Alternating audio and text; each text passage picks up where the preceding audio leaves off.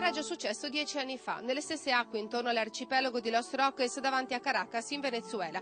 Un piccolo aereo da turismo con 4 passeggeri precipita in mare trascinando sul fondale un avvocato di Amnesty International, un suo amico australiano ed una coppia di giovani sposi veneti. Iniziano le ricerche, viene recuperato solo il corpo dell'amico dell'avvocato, ma nessuno riesce a recuperare gli altri cadaveri.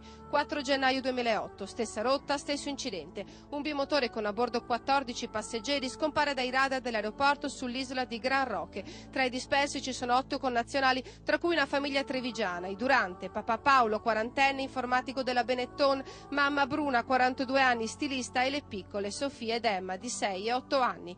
Dopo quasi 2 settimane dall'incidente è stato recuperato solo un corpo, quello del copilota, degli altri nulla, neppure il rottame è stato individuato. Oggi, a un anno da quella tremenda tragedia, i familiari degli scomparsi continuano a cercare la verità e non vogliono che cada il silenzio.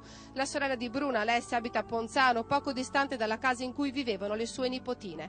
Il paese si stringe attorno al suo dolore. Per ricordare Emma e Sofia, la sera del 9 gennaio nella chiesa parrocchiale di Paderno ci sarà un concerto organizzato dal Coro Incanto, affiliato al famoso coro dell'Antoniano di Bologna. Con la Alessia siamo sempre stati in contatto, abbiamo condiviso nel corso di questo anno tutta una serie di iniziative di sostegno soprattutto ai loro amici e agli amici della famiglia Durante, che si sono impegnati e che sono stati di una generosità grandissima e dai quali noi vogliamo anche con questa iniziativa riconoscere l'impegno svolto.